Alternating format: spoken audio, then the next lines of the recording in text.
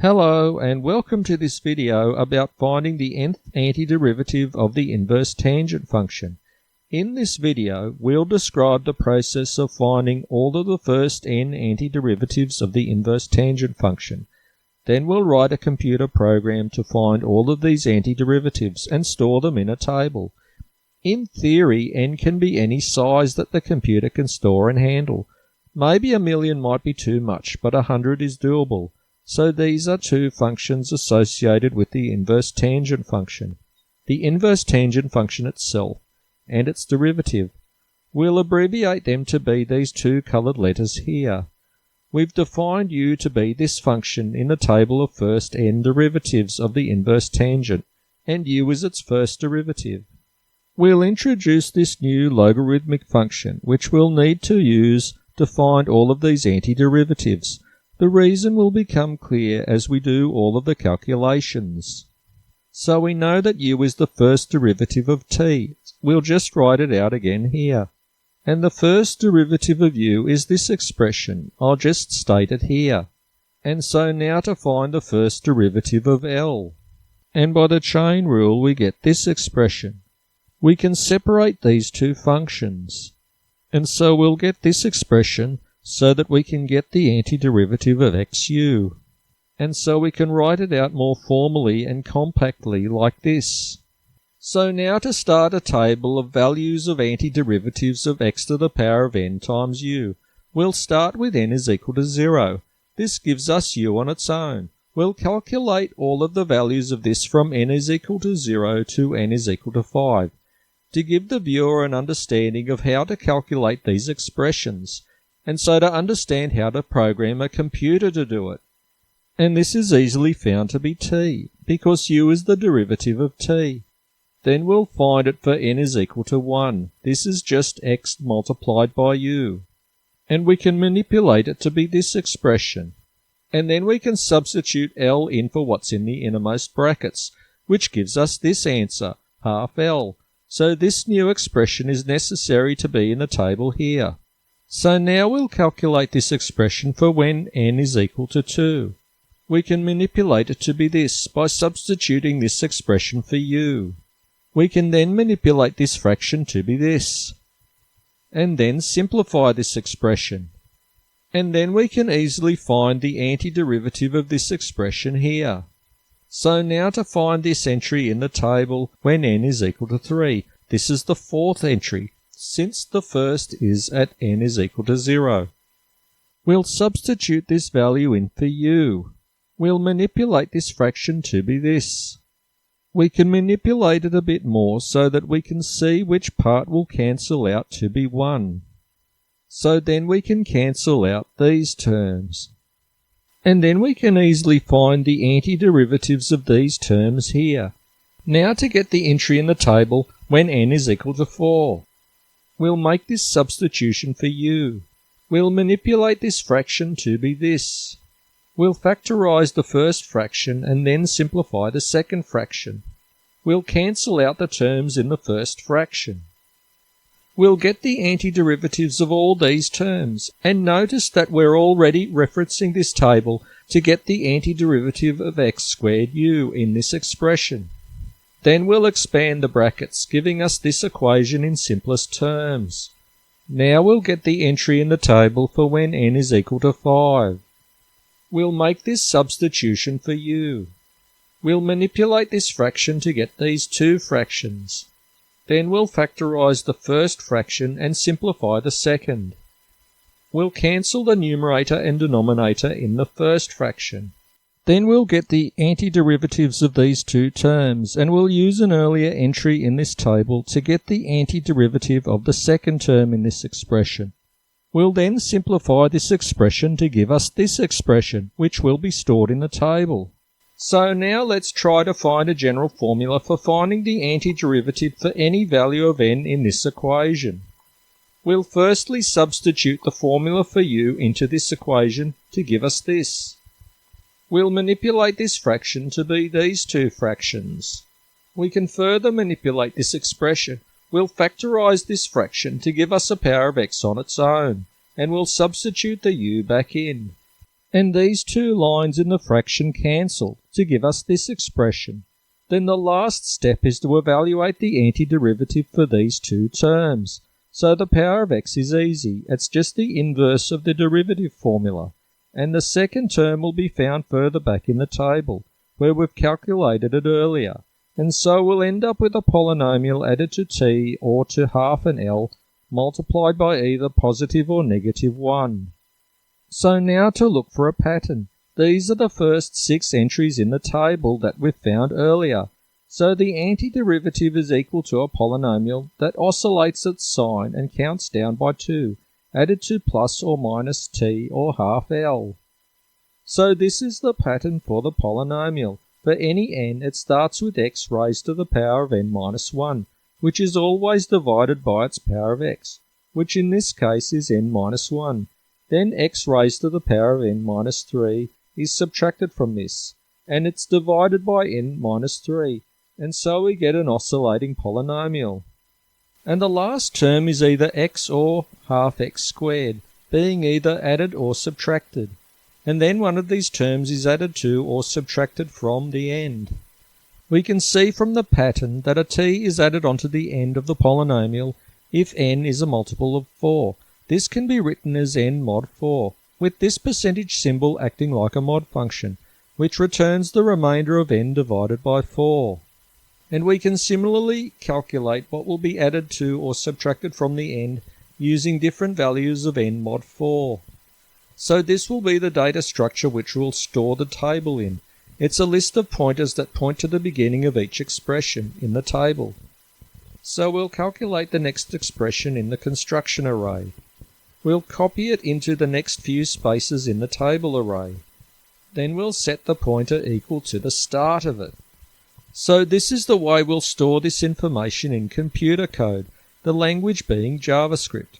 We'll have an array called UNXTable, and we'll group all of the entries in this array into 3s. The first entry in this group will be for the constant or coefficient term. The second entry will be used to store the power that x is raised to. If this value is 0, then it will be like there is no x in this term. The third entry will be used to store the special function stored in this term, like t or L. So now to create a computer function that can create all of the entries that go into this antiderivative table, we'll initialize the function with all of its internal variables here. We'll set the pointer to initially point to the first position in the array. We'll make a loop to make every entry in this table. We'll set size to be 0 because it's an accumulated value and will be equal to the number of terms added together in each entry of the table. This is the sign variable, and it will oscillate the sign as we calculate the polynomial. The pointer to the ith entry in the table is set here. We'll make a loop to create an oscillating polynomial. Its coefficient is always equal to the reciprocal of the power of x multiplied by positive or negative 1. We'll set the power of x in this table here. A 0 here causes this term to be a power of x on its own, that is, not multiplied by u, t or L. Since the sign oscillates in this polynomial, we have to make the Sn variable change from 1 to minus 1 and back to 1 continuously. We'll do this by multiplying it by minus 1. We'll increment the pointer to the next cell in the table to get ready to put in the next term. We'll increment the size of the expression here so as to keep track of how long it is, so that we can record the size or length of this entry in the table. Depending on what the length of the entry is, we have to put an expression like t or L at the end. If I is even, then we'll have to write in a t. Otherwise, if I is odd, then we'll write in a half L. So here is where we'll copy this information into the last term in the entry, and its sign is kept in the variable Sn. X is ignored here. So we have to increment the pointer to the next term in the expression here, because we've just entered a term. And we have to increment the size or length of this entry for the same reason. And we'll copy the size or length of this term into the table here. And after we've finished copying in all of the entries, then we'll copy the number of entries into this global variable here. This is the list of antiderivatives in the UXN table. The number of terms grows slowly since a lot of terms get added together. Now to create tables to store all of these antiderivatives, we'll start off with this equation. We can manipulate it to make x to the power of n times t the subject. We can then get the antiderivatives of both sides, and this is enough for us to calculate each entry. We have the first term, which we can put into the table straight away, and the second term is in the uxn table, and we can just copy it into the txn table. We can do a similar thing with the lxn table. We'll start off with this equation. We'll make x to the power of n times l the subject, and simplify the last term. Then we'll get the antiderivatives of both sides, so we can copy the first term into the table straight away, and copy the second term from the uxn table. Notice that the uxn table would have to have two more terms than the lxn table. So we'll be storing the data for the antiderivatives of t times x to the power of n here. This is very similar to the table for u times x to the power of n. It's exactly the same data structure, with an array of pointers pointing to the start of the first antiderivatives of all of these expressions. And here's how we'll be storing the table containing antiderivatives of L times the power of x. The data structure is the same. The first entry is already 3 terms long. Now to write a function in JavaScript that can create this antiderivative table the way we worked out how to do it. We'll declare this function with all of its internal variables. We'll set the pointer to the table array to point to 0, which is the first entry in the table. We'll make a loop to calculate every entry in the table from 1 to n. The size or length of each entry will be calculated as we go through the loop, and will be an accumulated value, so it is reset to 0 initially.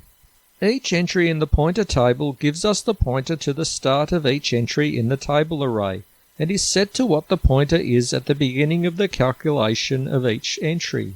This is where we calculate the first term of each entry. This is its coefficient. It only depends on where it is in the table, and on no other variables. So these are the next variables. The power of x only depends on where it is in the table as well, and its ending variable is t. Now we'll increment both the size of this entry and the pointer to the next place in the table array to copy the next entry. We'll copy in the rest of the entries from the appropriate entry in the uxn table. We'll get the starting and ending positions in this table to copy the information from. We're copying information from the entry 1 above the entry we're at in the txn table. We'll make up a loop to copy all of the information from the uxn table here. And copying it is as simple as this. The constant term is multiplied by the constant that we calculated earlier. And we'll increment both the size of this entry and the next position in the array to copy the next term for this entry. At the end of this loop, when we've finished calculating this entry, we'll copy its size or length into this table here. And finally, when we've finished creating this table, we'll copy the number of entries in this table to this global variable here. And then getting the lxn table is extremely similar to the last function, only there are some very tiny differences. I've circled them in red. The first is that an L is placed at the end of the first term instead of a T. The second is that the entry in the uxn table that's 2 above that in the lnx table is copied to this entry, which is a fairly big difference. And the third is that a -2 is multiplied by the constant, which doesn't happen in the txn table, but the structure of the table is very similar.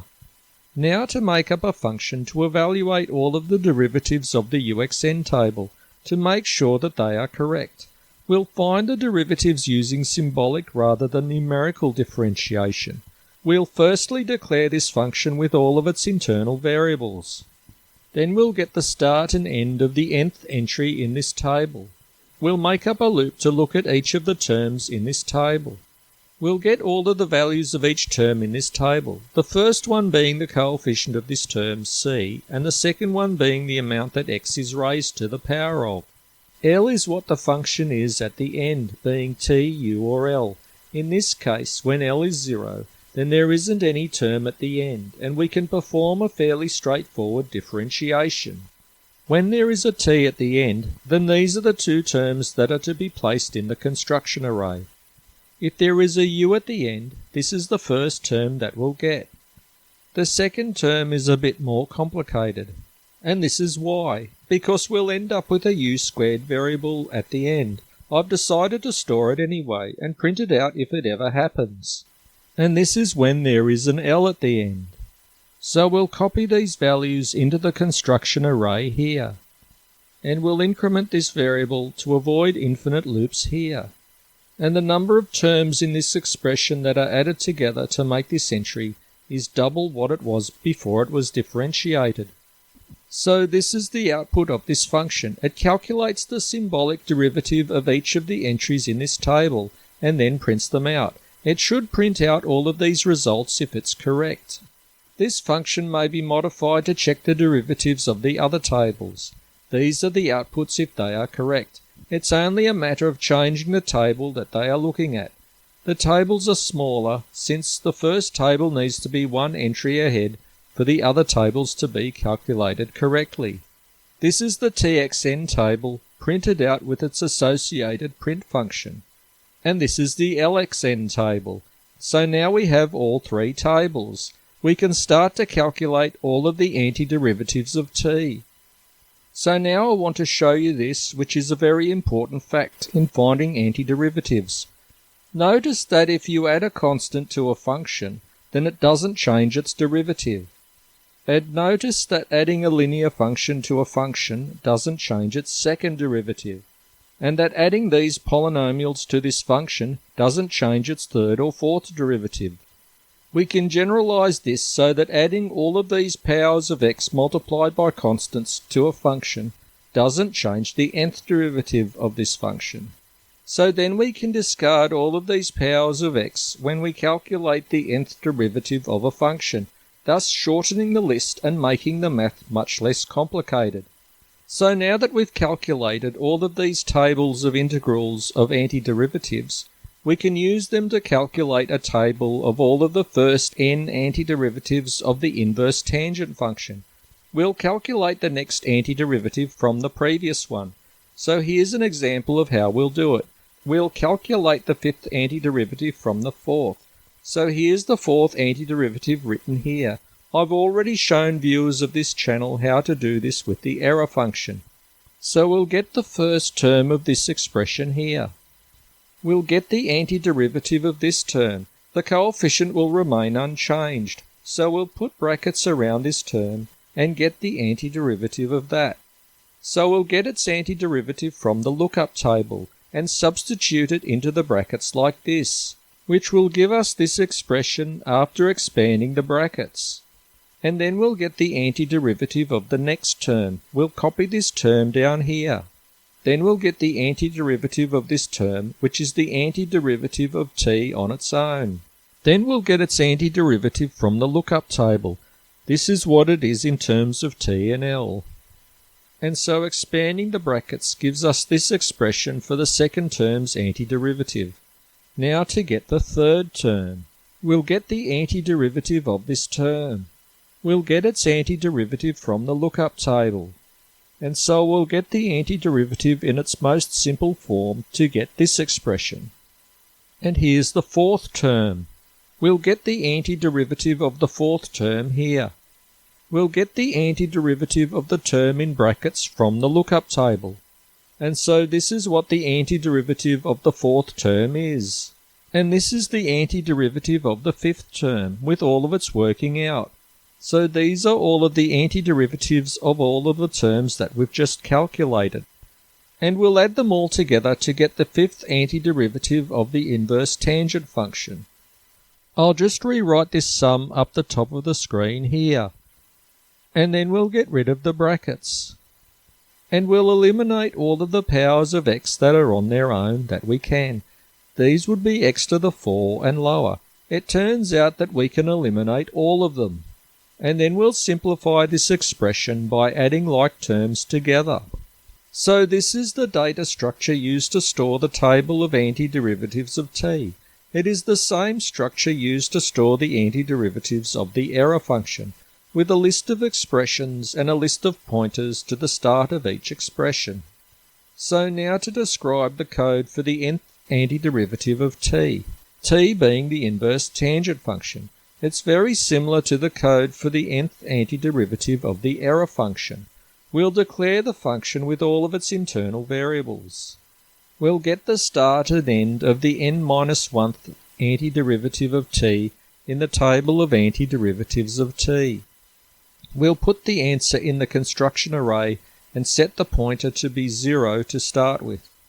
We'll loop through every term in this entry like we did in the example. We'll get all of the information for each term in the entry. In the case where there is no trailing variable and an x to the power of n on its own, then we'll just set these two variables to loop once and not look up the table and do something else. We'll get the antiderivative of each term in the lookup tables. We'll look at the ending of each term so as to decide which one to use. In this case, we'll use the t lookup table because L is t in this case. We'll get the start and end of this expression for the txn table. And we'll do a similar thing for all of these other endings that L can be equal to. So now we'll make up a loop to copy all of the terms in the antiderivative lookup table. In the case where x to the power of n is on its own, we don't need to look up any table. We'll just use the well-known formula for the antiderivative of x to the power of n. And we'll have to use different tables depending on what L is equal to. We'll use this table when L is equal to t, and we'll use these other tables when L is u or L. And here is where we'll multiply by the constant outside the brackets. And then we'll copy these values into the construction array where we can do more processing of it later. And then we'll increment the pointer to this array. And after we've finished calculating the nth derivative, we'll copy the value of this pointer to the length of the construction array pointer, or number of elements in it, which n represents. And because the number of antiderivatives found has increased by 1, then we'll increment the length of this table. So this is the function used to eliminate powers of x on their own, without being multiplied by a variable like t, u or L. We'll make a loop to look at every term in the expression, and we'll get the information at each node, the list of these nodes added together being the antiderivative we want to simplify. This term is a power of x that's on its own, without being multiplied by a t, u or L. And if the power of x is small enough, it only needs to be less than the order of antidifferentiation that we're taking. Then we'll eliminate it. And we'll eliminate it by setting the constant equal to 0, so that the eliminate 0 function can be used to eliminate it later. So this is the function used to gather like terms together. I've already used this function for all of the other functions like getting the nth derivative of the tangent of x, but it's good to go through it again. We'll make a loop to go through every term or node in the construction array. We'll get this information from the node, which are the power of x and the trailing variable. If another term has these same values, then it can be added to this term. We'll make up another loop to go through the rest of the array. We'll get the constant in case we can add it to the term that we're up to in the main loop. And if this term isn't 0, then we can investigate whether or not to add it. We'll get the power of x and the trailing variable of this term further up the list. And we'll add it to the term that we're up to in the main loop if the power of x and the trailing variables are equal.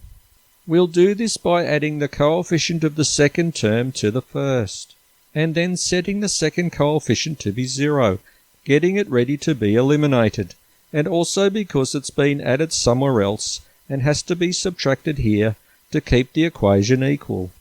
So this is the 0 eliminate function. I've done this function before in the nth derivative of the tangent function. So we'll make a second pointer variable for the main loop, which will have the effect of writing over the terms that have a 0 coefficient.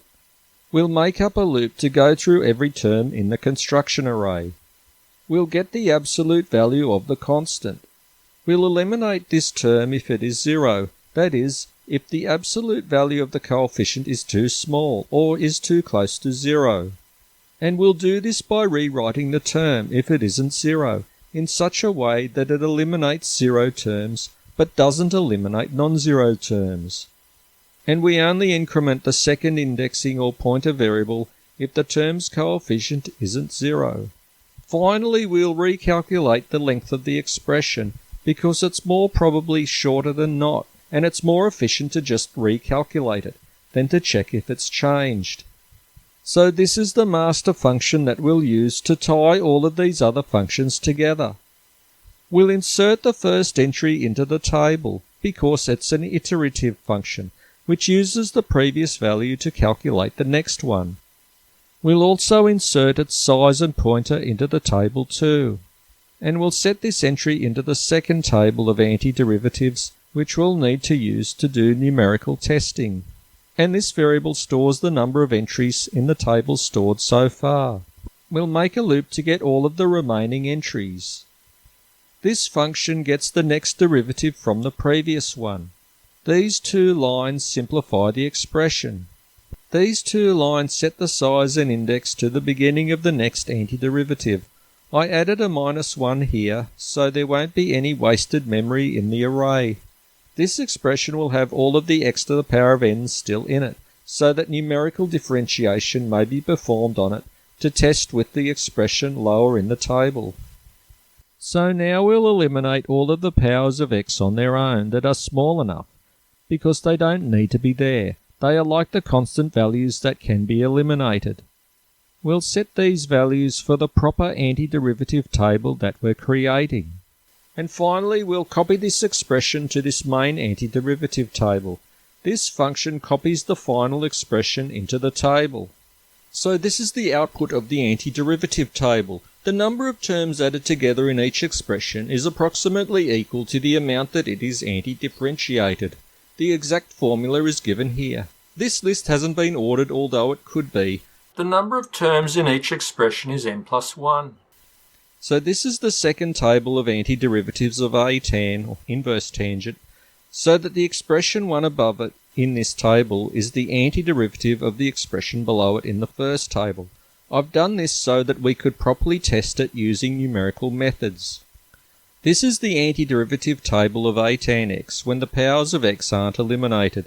Then all of the expressions are antiderivatives and derivatives of each other, and not just the nth antiderivative of t. This is the main testing function that we use to test the table. It uses numerical differentiation to test two functions in the table that are next to each other. One should be the derivative of the other. We'll test that the correct values are passed to this function. We'll get the start and end of two expressions in the table that are next to each other. We'll make a loop to test these two functions n1 times. n1 can be as high as 1,000. We'll pick a random independent variable to apply the function to. Then we'll evaluate all of the symbols associated with this variable. And then we'll get the values of these symbols associated with both r plus and r minus epsilon, epsilon being a very tiny number, so as to perform numerical differentiation on one of these functions. So now to find the value of one of these functions, we'll set val equal to this value. It is initially set to 0 because it's going to be an accumulated value. We'll make a loop to evaluate this function. We'll get all of these variables associated with each term in this function. We'll get the coefficient multiplied by the x to the power of an integer term. Then we'll multiply this by the trailing variable, which is represented by one of these three letters. We'll keep adding these terms onto value so that val is equal to the sum of all these terms. Now to calculate the numerical derivative of the next function, we'll set these two variables equal to 0 because they are accumulated totals and must be 0 to begin with. We'll make a loop to calculate these two values. We'll get these three variables for each term. Then we'll get the coefficient multiplied by x to the power of n part. We'll multiply this by the trailing variable. Then we'll add them onto the accumulated totals. So this is where we'll perform the numerical differentiation according to the formula. We'll calculate the difference between these two values here. It should be extremely small. Then we'll get the relative difference. Then we'll get the smaller of the two differences. And if the difference is too large, then we'll print out this error message with values of variables. Finally, we'll write out a message that testing is finished. So this is the function which creates the table, prints it out, and then tests it. These three functions create the tables used by the function that creates the nth antiderivative of the Atan function. This function actually creates the table that we want. These functions print out the table and the table we want to test it against. And this part of the code tests the table, and it tests each function 1,000 times. This is the function used to print the table. I've devoted a video to explaining it for the function that can find the nth derivative of tangent. And this is the last part of this function because I couldn't fit it all on one page.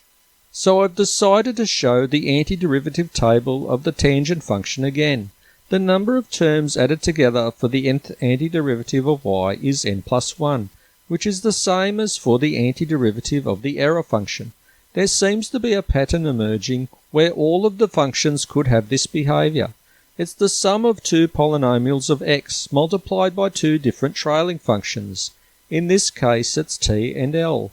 So I decided this would be a good page to end with. So I hope that you found this video to be helpful, insightful, and maybe even exciting. Please click like and subscribe if you did. Feel free to share this video. Please leave some helpful and constructive thoughts in the comments. And thanks a lot for watching.